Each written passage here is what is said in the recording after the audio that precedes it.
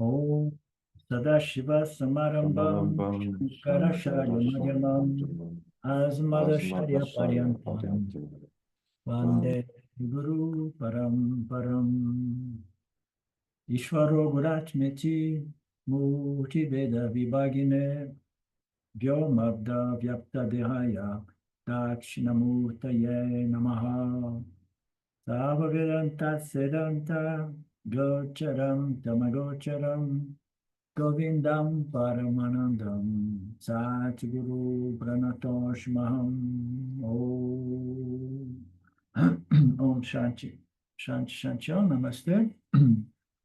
Welcome back. Gita chapter 8. We have seen the beginning of this chapter 8. Arjuna was asking for clarifications in regards to the last two verses on chapter 7, in which Krishna presents some new terms. And then Krishna answered each one of these questions. It's more like technical expressions that with certain meanings that we understand. The most important thing is to understand the concepts of Vedanta, not memorize the numberless terms, Sanskrit terms, that a lot of the time they mean the same thing. So, and then at the last question, there was reference to remember the name of the Lord, or keeping the mind on the Lord at the time of leaving the body. Yeah? We have seen that. We have seen the promise. The scriptures, they say, if you keep the mind in consciousness, on consciousness, in Saguna, Nirguna, Brahman, and that thought is going to condition your next birth, or it's going to free you from future rebirths. One of the two. We don't know. As I often say, we leave it to Ishvara if he wants to bring us back or not. But to keep the mind on the Lord, meaning to say, keeping these teachings alive in our minds at the last moment when the body-mind is weak and the body is going into a process that more often than not, the mind goes unconscious. And the challenges remain just as if you were a Hollywood star, remaining conscious until the last breath, remembering the Lord as your very nature. And then as we have seen all of that, and the way Krishna developed that concept to talk about Krama Mukti, which is the individual that the case Ishvara decides that, no, I'm not going to send this person, this soul, back to another round of samsara, of incarnation. I'm going to rather send him to Brahmaloka, and then he's going to get self-knowledge direct from Brahmaji, and he's going to be free. Now, we have seen that.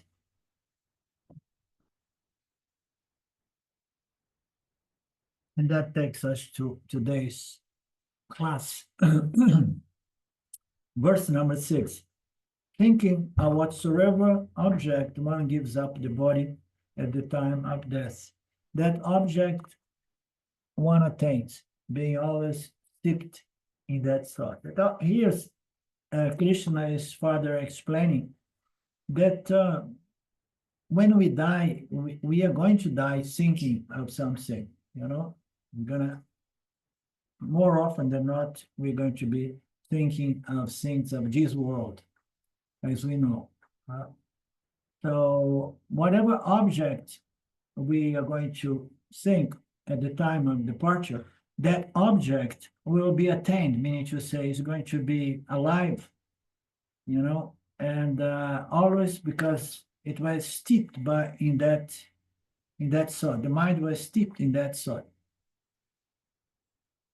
So if the person does not remember God and so on, we have seen that, the person dies, and the next birth, the person will be the conditions, the situation of the next birth will depend upon the nature of the thoughts the person was engaging at the time of departure. So why Jesus so highlighted in the scriptures? It's not like, oh, there is a magic here, there is a trick, there is a shortcut. All we have to do is to think about these higher elevated things at the time of death. But as we have seen, it is impossible to change the mode of your thinking process at the time of departure, because most of the thoughts we engage, they come from the subconscious mind. So most are not just initiated process of thoughts. They are not deliberate. They come from our vasana load, as we know, no? So whatsoever the person think, the next life will condition. So there is this expression, the very famous proverb. I'm going to excuse myself for a moment, pause for 10 seconds because my throat is hurting me a little bit. I need to take a little those magic pills that Mark brought to me from India. Okay, much better.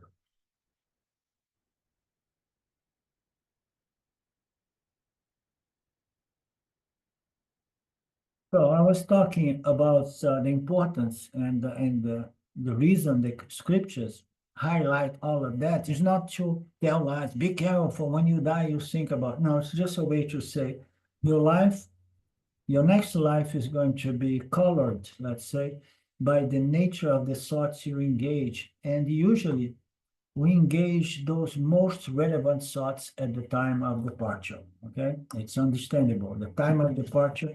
There was my first guru used to say that most male souls, they die with thinking of sex or having an erection. You know, it was a scientific kind of thing. So the point is like whatever is the most prevalent thought, you know, is going to occupy one's mind. Okay.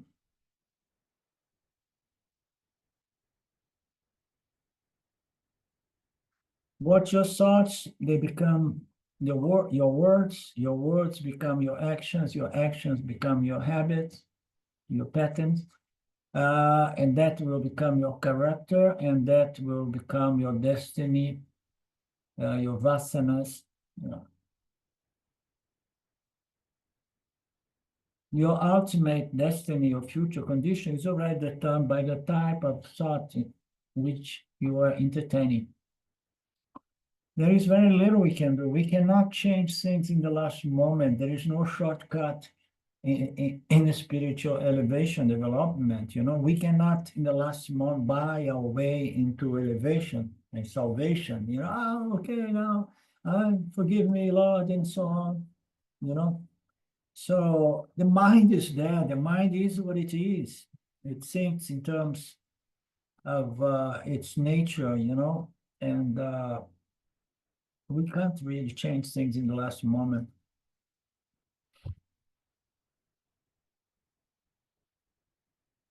That is going to impact our next life. Therefore, it's important that we know that if we don't conclude our journey in this lifetime, so let me work to improve my body, mind, sense complex so that I can be more purified and refined the nature of my thoughts and my values so that I can have an even better opportunity next time.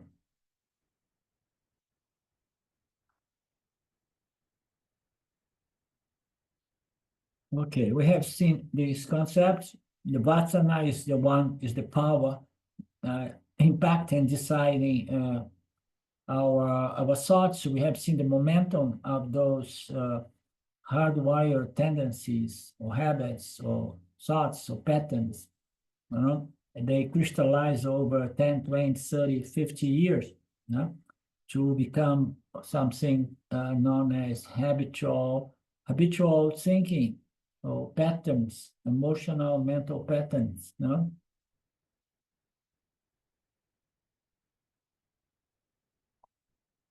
Therefore, Krishna says the only alternative method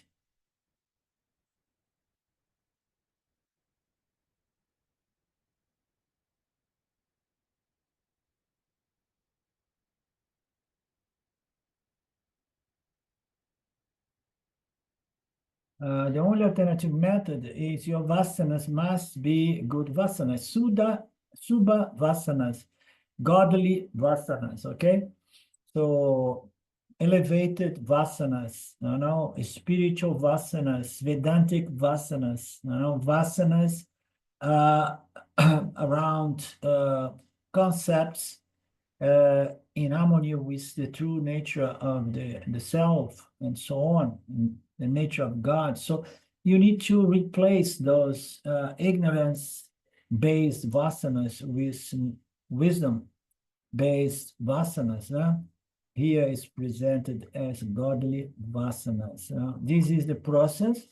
And every time we present this to people, they have a hard time to deal with it when they understand that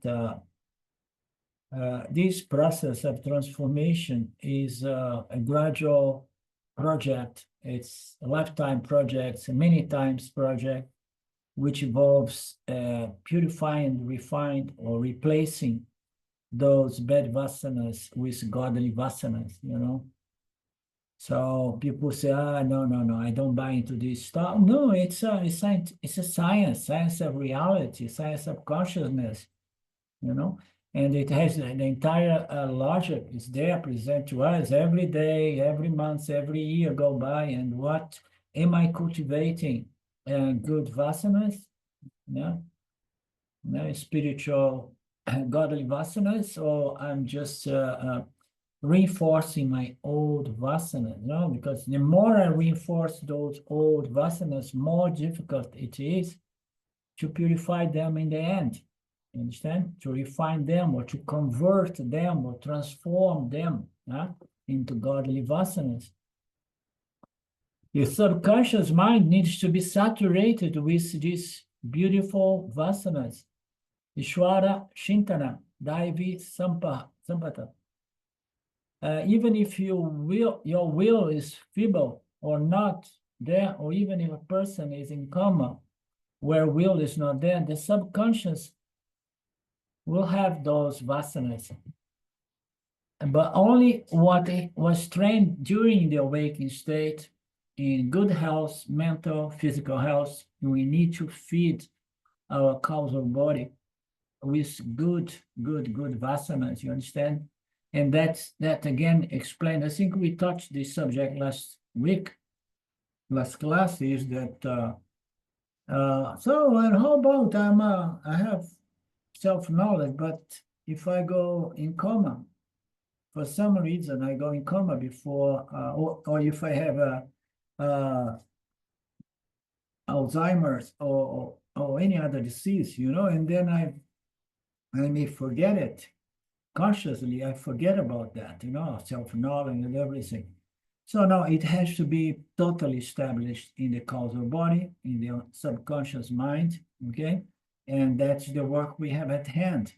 Have it totally, properly established there, because that is the source of our treasure lies in there, in everything that is properly established in our subconscious mind.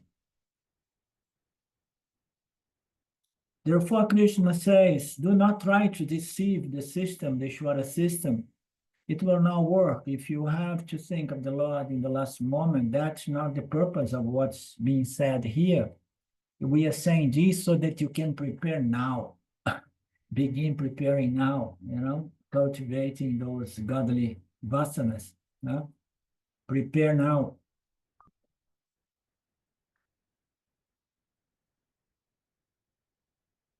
Preparation should not start next year, but last year. so to speak. I mean, it should stay, we should be preparing by and by, day after day. There is no shortcut at the end. And if people believe that they can do some different kind of sadhanas to save themselves, too bad, you know. The process of wisdom and purification, elevation, refinement, it does not allow to shortcuts.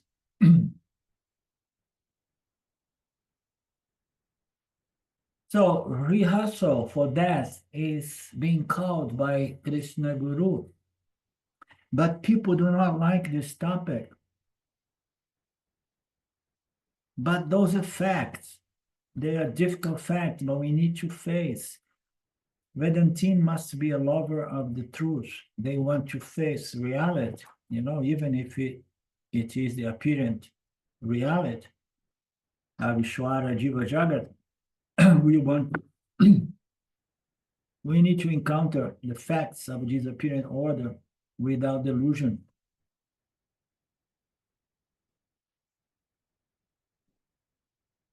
It's better we know, and we better prepare. Therefore, Krishna,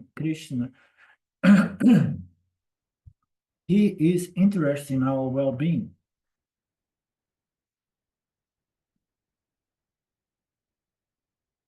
Begin soaking your mind in good Vedantic thoughts, spiritual tendency to inquire and to grow and develop vairagya, this discrimination, a disciplined life, observance of Dharma, you know, understanding of the nature of Saguna and Nirguna Brahman. So the vasanas, they must be influenced by the teachings of the Upanishads.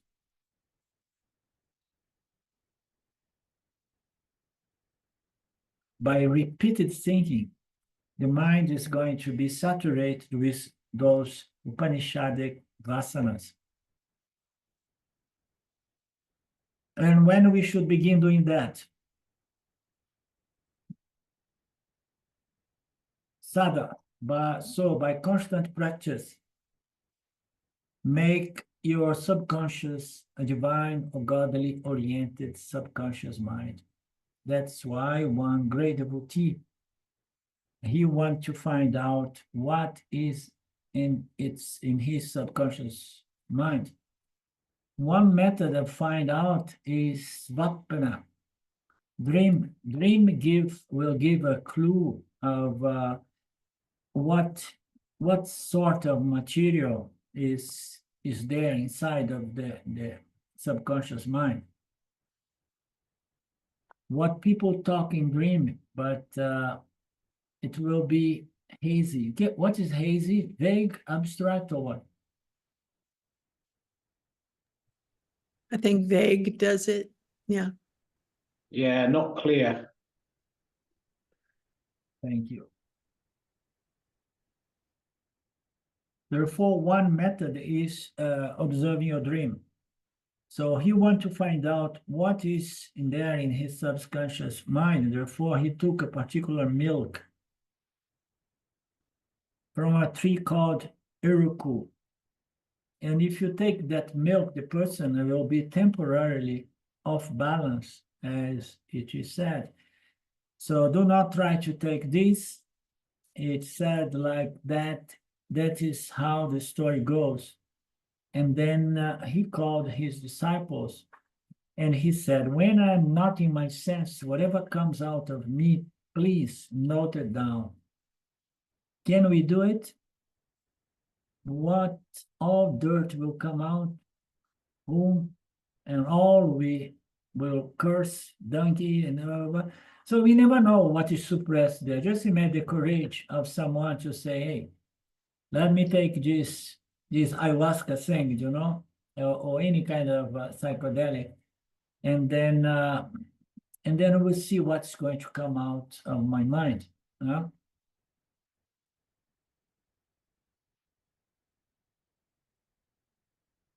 Everything and anything that's suppressed may come out. You want to see how clear, how pure, how refined your mind is, do this as a test.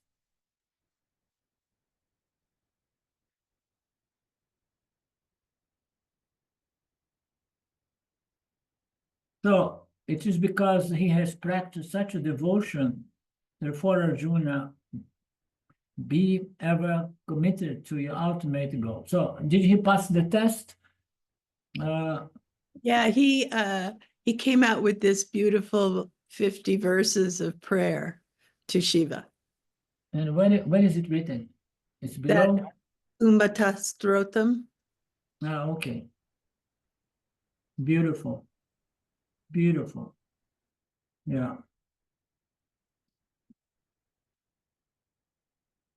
Yeah. Very, very nice.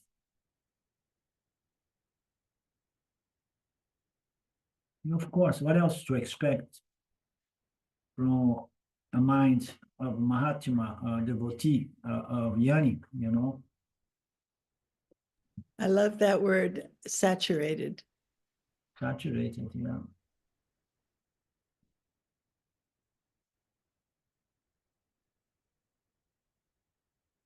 Therefore, with your mind and intellect fixed upon me, you will attain me alone, doubtlessly. This is the number 7. Therefore, remember me all the time now, beginning from yesterday, and fight with your mind and intellect fixed upon me, you will attain me alone, doubtlessly. Okay.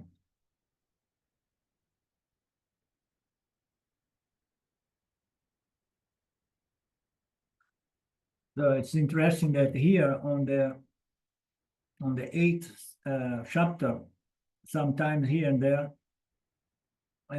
Krishna reminds us that the context of these teachings is the Mahabharata, and Arjuna must fight to establish or reestablish or protect Dharma. Arjuna, my advice to you is may you always remember me, then alone your subconscious will be saturated with my thought.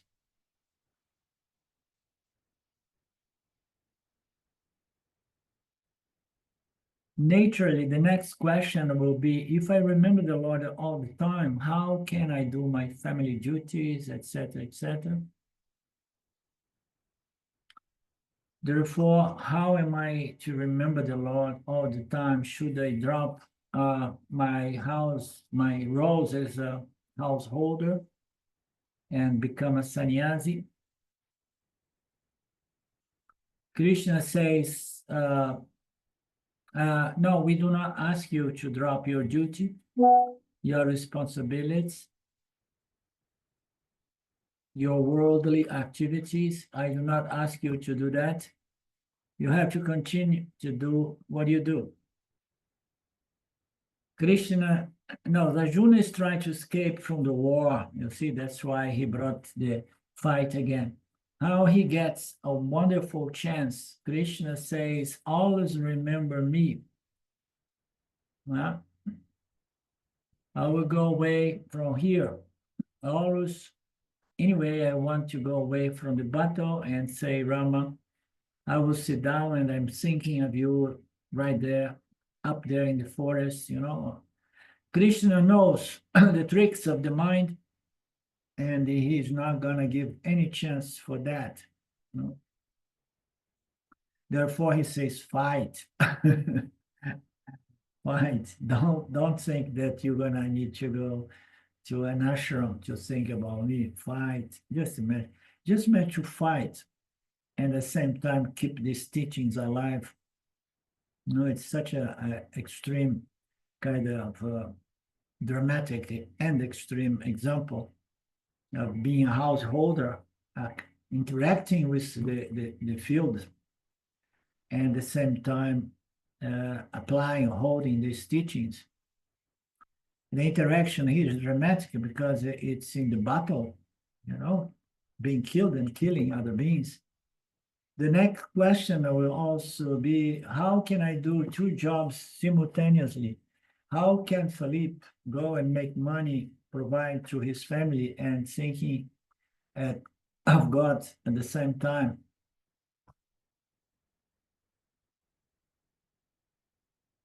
So I'm saying, I remember someone I met in the past, someone who was claiming to be some kind of religious person. He has been told to say all the time, Namah Shivaya, something. So the person was like, you have to remember God. But how am I going to remember God? Just repeat a mantra, such as Om Namah Shivaya, Om.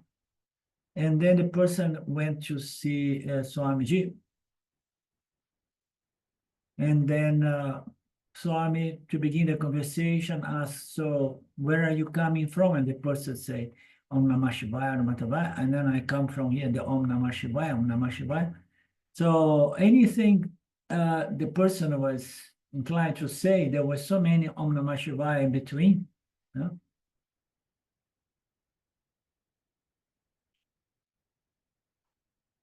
Where did you get this Om Namah Shivaya sadhana for and from? And, what do you mean by doing both thoughts simultaneously? You have a conversation with me and you are just repeating your mantra. It does not work that way.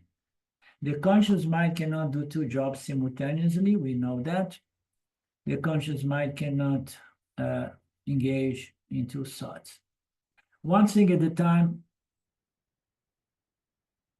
But when the conscious mind is engaged on one thing, the subconscious mind in the background is holding other patterns of thoughts.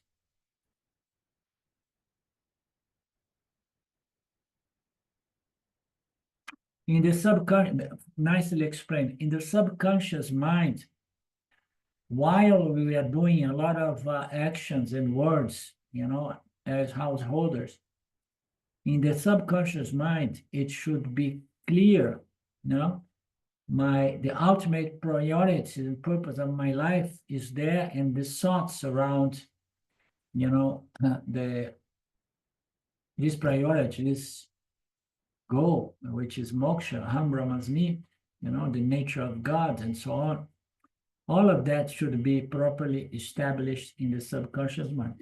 And the question here is, you cannot do this work directly, access your subconscious mind, because somebody may read this and say, okay, so in the conscious mind, I need to engage whatsoever is necessary, it's required to engage, as I'm going to work and this and that, cleaning the house.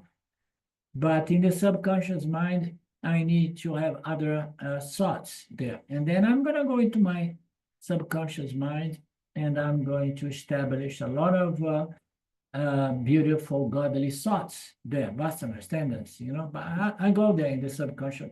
We cannot work on the subconscious mind directly. The trouble is that we can never access our subconscious mind directly. We access it only by observing what comes from there, but we cannot really go there to change the nature of what is deposited there. Okay? So we can only do by working on our conscious mind, by cultivating, developing vasanas, godly vasanas, spiritual vasanas, holding the ultimate goal of my life. So those vasanas, I have to work in the awakening state, in my conscious state, conscious mind state. And then I'm cultivating and depositing godly spiritual vasanas there. So I can only work on my subconscious mind indirectly, meaning to say, by cultivating good, godly, spiritual, Vedantic vasanas. We got it? It seems to be like, oh my God, but it's a lot of work. Yeah, it is. I mean, we cannot go there. Oh no, I heard that there is a therapist that does deep hypnosis, and then he goes there and cleans everything. Okay, you can try anything. It may help a little bit. Who knows? No, I have done all of that. including hypnosis and this and that, but it don't help much at all, in my case.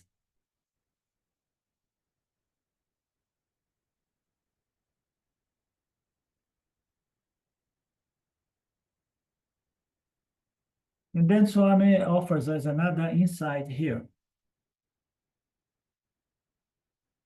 When we are doing our worldly duties, I have to think in terms of what is required at that time. When you are listening to me, Swami says, your conscious mind or subconscious mind should also listen. No, you listen with your conscious mind or subconscious mind. Your conscious mind should listen. In the subconscious mind, we generally have thoughts related to worries. That is the background. Yeah. Ask every musician, they have a background, a tampura shruti. When you listen to Vedanta, you don't listen from your subconscious mind, you listen from your conscious mind. There will be some intruding thoughts that are coming from your subconscious mind, which usually are thoughts relate to what I want to have or gain, maintain, or avoid.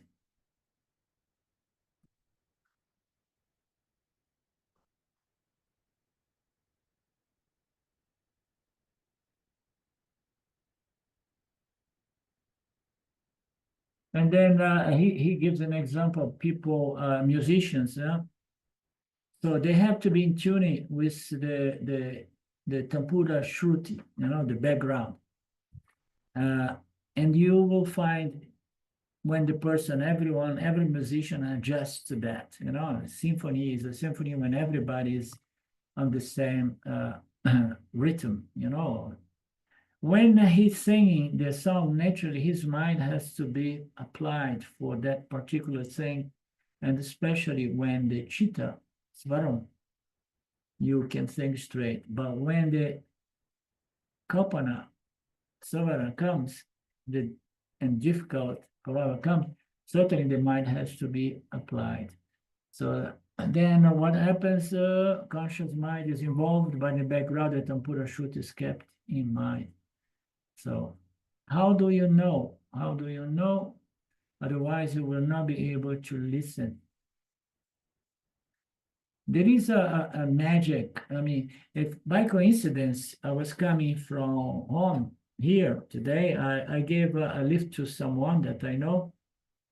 And the guy is a musician, and he was talking about that. He comes from Osho.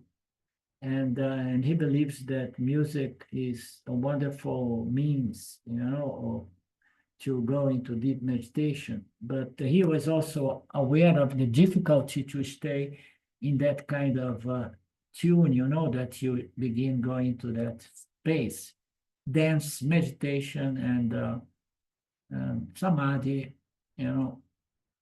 And so how do you know if you are really tuned into this higher frequency? Yeah.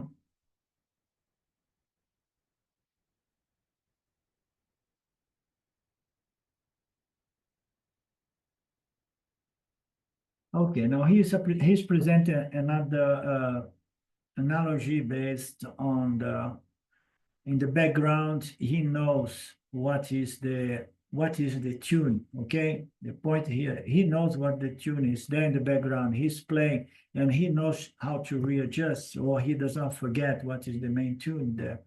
No? And then he say, how do I know? How does he know? I mean, you have to have that clearly established in your mind.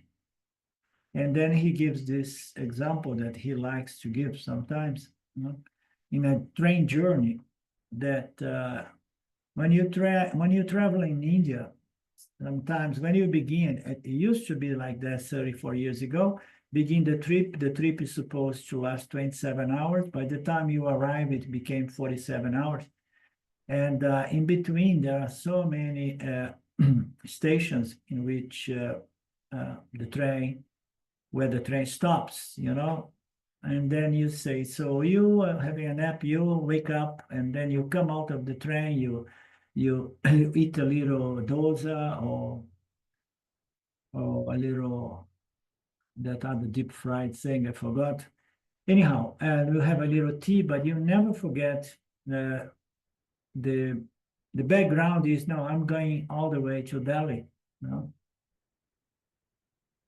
if the train begins moving, immediately you start running to get your train. So therefore, you keep doing your life, having children, having job, earning money, providing, having the children get married and so on, but never forget your primary goal in life. Keep the Lord in your mind, cultivating those thoughts, creating these vasanas. In spite of all other vasanas, the thing is, if we are householder, and if you are we are helpless. We're going to develop a lot of worldly vasanas, but those worldly vasanas, they are not going to be just worldly vasanas if they are brought into the field, in Dharma field, as a good karma yogi, in observance of the Lord, knowing that you are just play in the garden of the Lord, you are serving the Lord, you are offering your actions and receiving everything that comes as prasada. So all that alone is to be a way to cultivate and develop godly vasanas, you understand? So does that mean, but it's only Karma Yoga, yes, but it's a good vasana. It's the base upon which young yoga can grow very rapidly once we have more time at our disposal because we have retired for whatever, So fulfill your duty, but with your mind and intellect committed to this ultimate purpose, thinking the mind, bring the mind to me, as the ultimate purpose.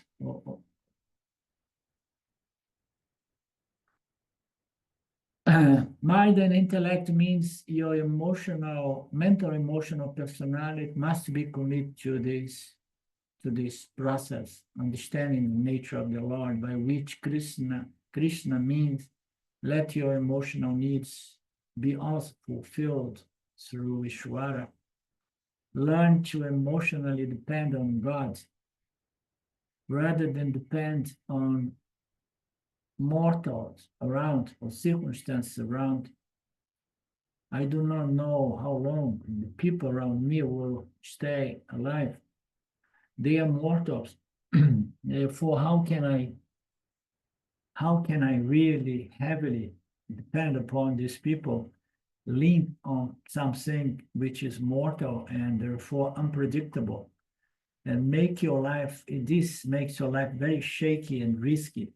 Therefore, enjoy everyone, love everyone, but your emotional sustenance, you must lean only upon God.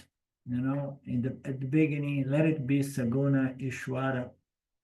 That is called emotional application. If you see the Tyagaraja songs, most of the time, he talks only with Rama, because to talk to others is just headache, potential trouble. So beautiful, unbelievable. I want to think of God, talk about God, having conversations with God, write about God, And if we talk to people, we need to find a way to see God behind all the people as well.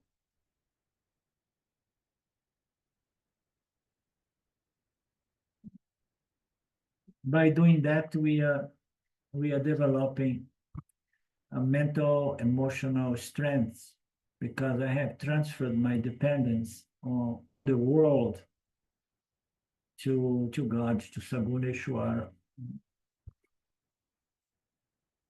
Therefore, with your mind and the intellect, be committed to me and me alone. Learn to emotionally depend upon God alone.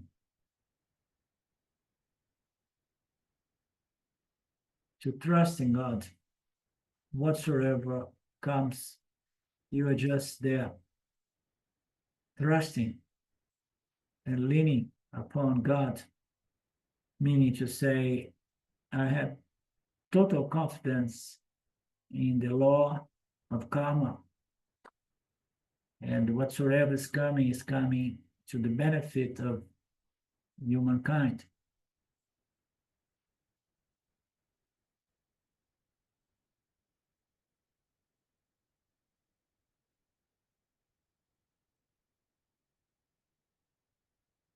Oh, beautiful. He says, you can talk about talk to your Lord again and again, but don't do it walking on the streets. Just in your home or in your piece of land. Otherwise, people may find you a little bit cuckoo. This is called emotional application. So interesting, this concept. I'm going to have to revisit this past part of the text. I was not remembering. There is so much beauty in what is said here, is being said.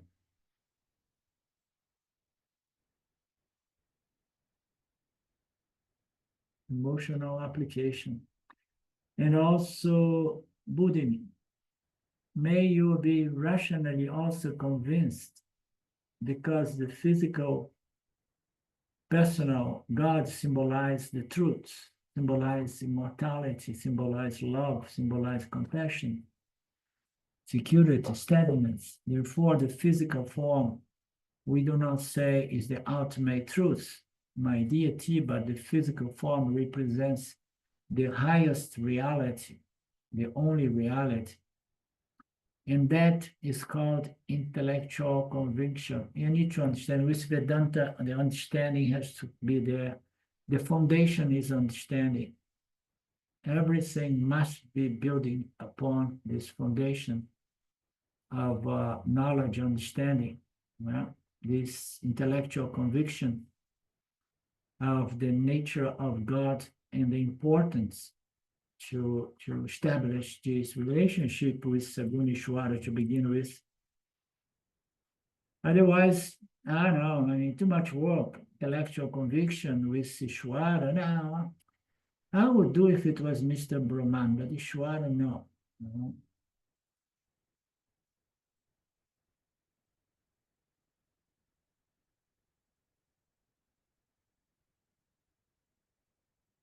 Therefore, you may be rationally, intellectually convinced. Understanding is fundamental here.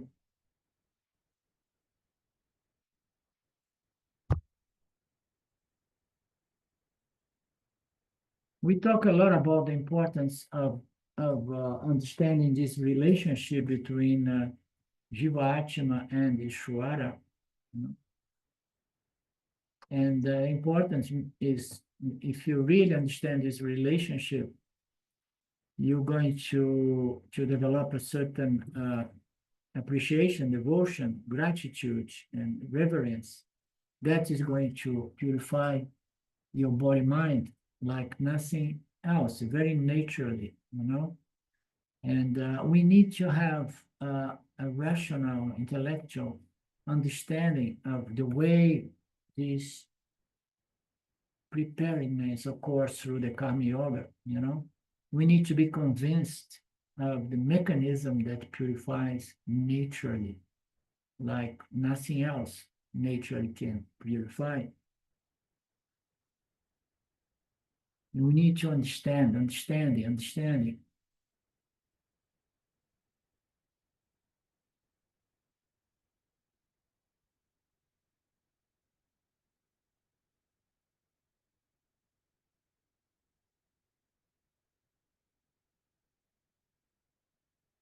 Unfortunately, there is a general tendency in some Vedanta circles. People do not care for this relationship, Jiva Atma and Ishwara. They want the Aham Brahmasmi business, and that's it, you know. And as Swamiji often says, so Yin yoga without Kam yoga is basically impossible. And we need to value this relationship, this understanding. Kam yoga, there are many ways to describe or define what Kam yoga is, but one of them is the proper understanding of the relationship between Jiva, the creature, Ishwara, the creator, and the laws and principles that sustains this creation, that needs to be observed from the standpoint of Ishwara, of the Jiva, so that you know, once he connect the dots, and then he know the only way to really purify and grow here is to conform myself with the laws of the creation, the laws of the creator. Observance of Dharma is absolute must. And then from there will be an emotional transformation that one is going to begin experience devotion, which is most purifying emotion, you know. I was thinking about your beautiful phrase, playing in the garden of the Lord. That's just so beautifully put. And for people who just want the intellectual understanding, I mean, why not make your life beautiful? It's transformative for the actual living for the jiva. Totally, yeah. Giving it back to Ishwara, give it back. Simply put, adding value, yeah. Giving yourself in terms of anything, time, energy, and love, appreciation.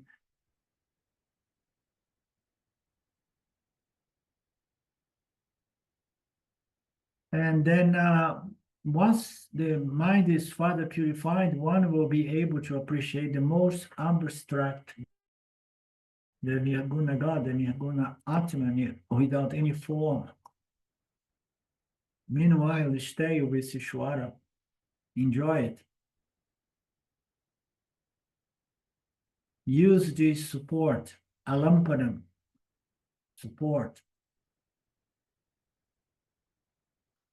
Be emotionally hooked to Ishwara. Oh, geez, some people would hate this one. Therefore, be emotionally hooked to Ishwara, Arjuna, Krishna is saying. Be intellectually convinced.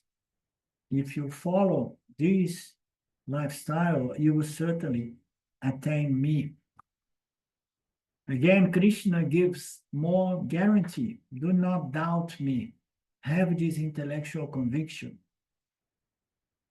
If we don't have this intellectual conviction of the value, understand the process, the mechanics of this process, in the way it is worth all of our efforts, this process, that it's not accomplished overnight, but once you understood, you're going to have confidence in the promise coming from the scriptures, the promise coming from Krishna, Guru, etc. You know.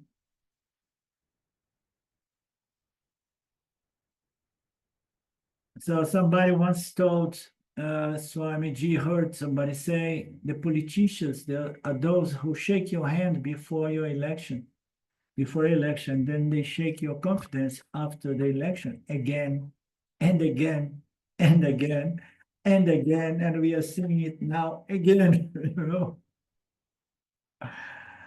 So therefore, don't believe in any politician, you know, right, left, up and down, middle, center. Never believe in politicians. So believe in God. Therefore, we extend that to God. Therefore, God says, do not put me in the pedestal. Do not what?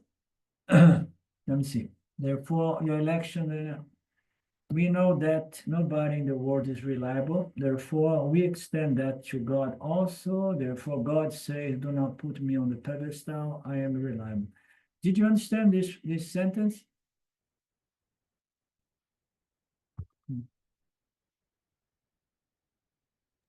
Yeah, what he's saying is don't label God as being unreliable, basically.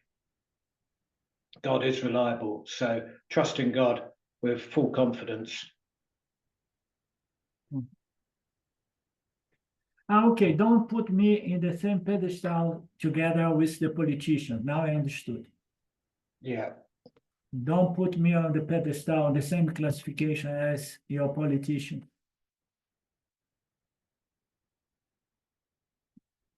Verse number 8.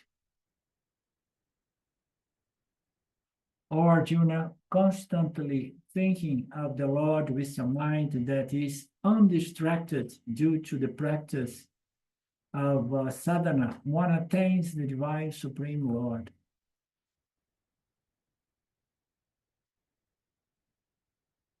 So he used the term dhyana or meditation here.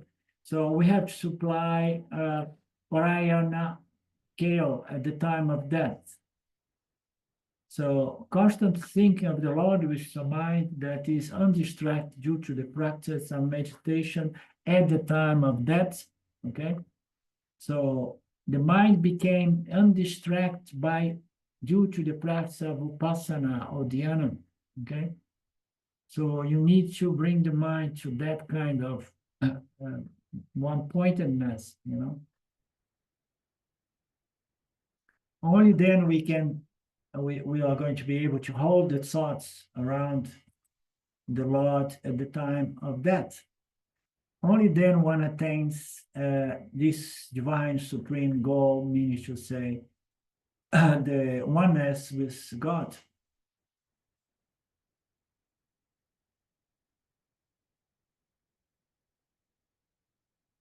The Lord, which is the highest reality, and the Lord who is known as Purusha. The word has two meanings. I think I have told you one meaning is Puri, Chit, the one who resides in the heart of everyone. Or Puri means the body. The indweller. The second meaning is the one who spreads, the one who fills up the entire world. From that only the word Purna comes. Purna, so that all-pervading indweller who is Paraman, the absolute reality.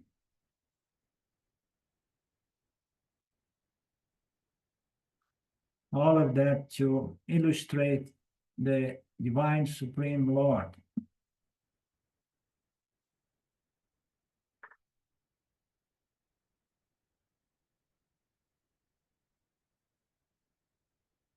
And Divyam, so Divyam means the one who is the Chaitanya Svarupam. So God, the Lord, is all synonymous of consciousness, Chaitanya. The Lord, Asaguna Upasaka, remembers at the time of death. How so?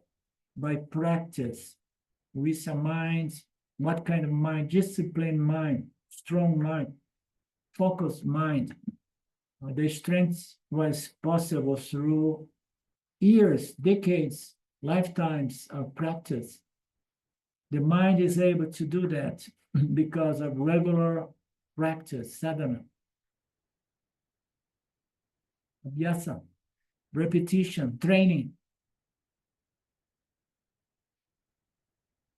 Practice makes a man perfect.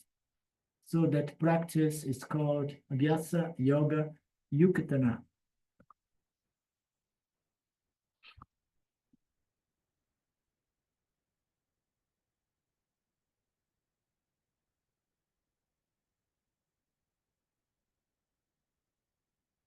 A mind which is endowed with the strength of practice to the support of practice with such a mind, and therefore only with a mind which is undistracted, with such a mind, the Saguna Upasaka will remember me only if the mind has gone through that kind of training.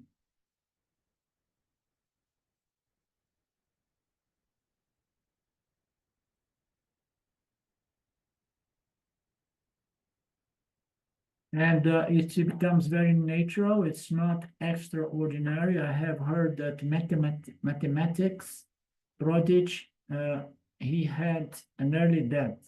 He was suffering from some disease. And he was in his deathbed, and somebody went and asked, what is your, the number, I say our car number. How you call that? The plate. In English, we say plate. What is your car number in the plate of your car?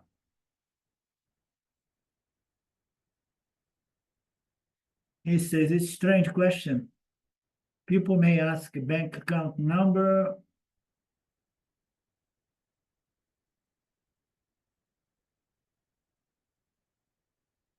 I forgot this story. Let me read it again. So he was there. He was a mathematician. You know, he was really into numbers and things like that.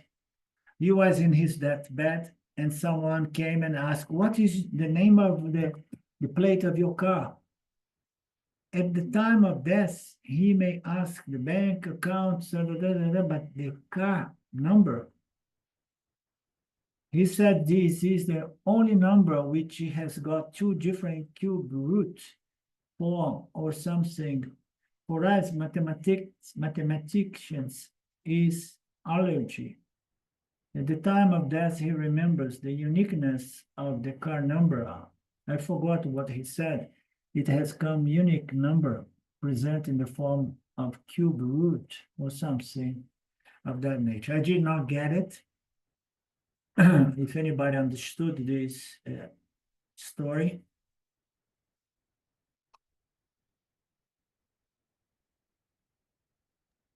The moral of the story is practice and you will remember at the time of death. That's that basically much the moral. that I understand. But I try to understand the specifics of this story. Well, Okay. who's this very great mathematician, is lying on his deathbed, and someone asked him about his license plate, and he remembers a specific, unique mathematical quality about the numbers on his license plate. And so the idea is that practice, that constant dwelling in the mathematical subtleties was still there when he was on his deathbed. Understood. So let me say that I forgot what he said. It has come unique number present in the form of a cube root. What is a cube root?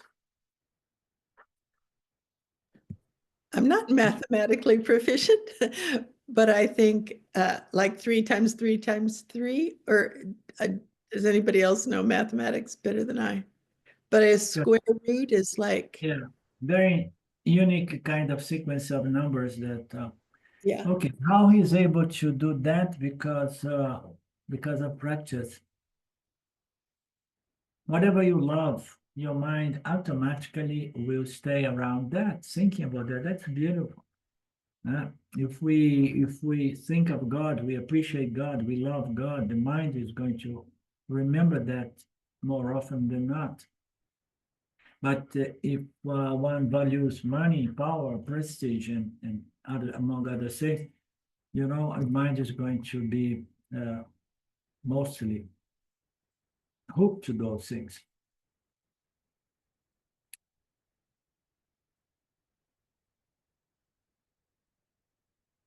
Thinking of God, he merged into God means krama mukti prapnoti. So again, the concept of krama mukti, no? It's but Krama Mukti, one needs to go to Brahma Loka and then get the knowledge there, isn't it? Okay. But the main goal, the main point here is why this talk about thinking about the Lord, thinking about God, and why so much emphasis?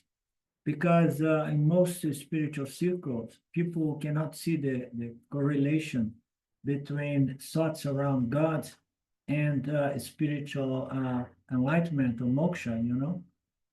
They don't see the connection. Why to bring God into that? I want spirituality. I want to be enlightened. I want to have moksha, you know? And Vedanta brings us to the, again and again, to the love towards God, you know? And there are different reasons for us, you know, to understand. And there are reasons and there are means by which we understand that.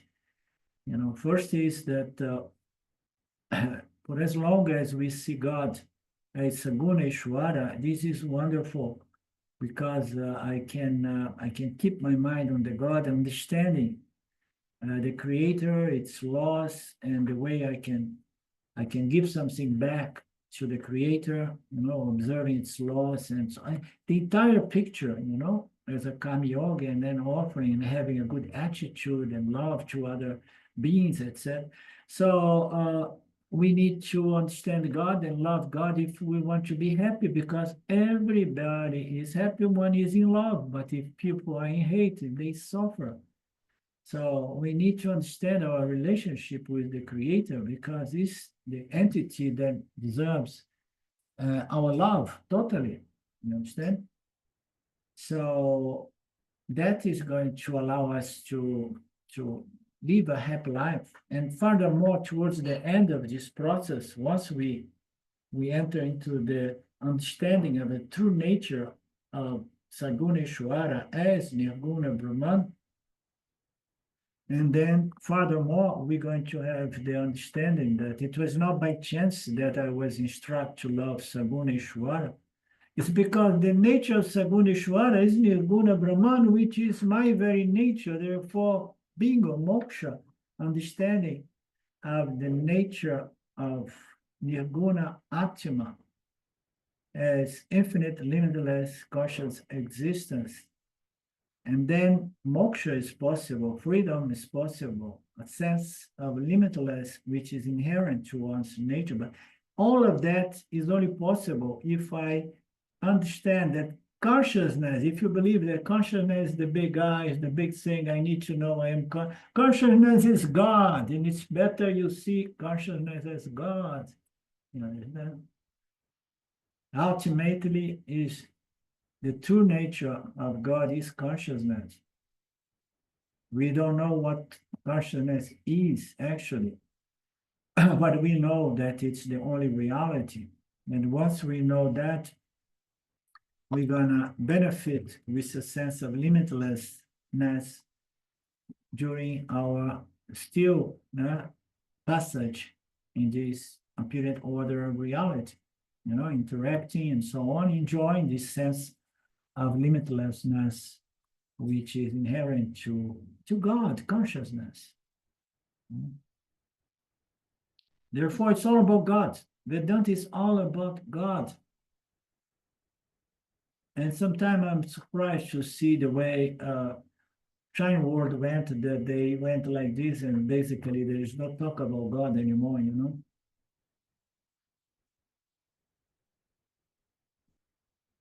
Om Purnamada Purnamidam Purnamudachyate Purnasya Purnamadaya Purnamevavashishate Om Shanti Shanti Shanti Om. Namaste. Oh, a little piece of information before I go. Sunday, I will be traveling, okay? I'm going to go to Orlando to visit with my son and my granddaughter for 2 weeks. And I will see the situation there. And Monday, most probably we don't meet, but I will let you know on Monday when we begin with our class again, possibly on Tuesday, okay? Okay. Thank you so much. Beautiful Thank you. class. Thank you. Good to see you. Bye-bye. Okay, thanks, Alinda. Safe Thank you. travels. Bye now.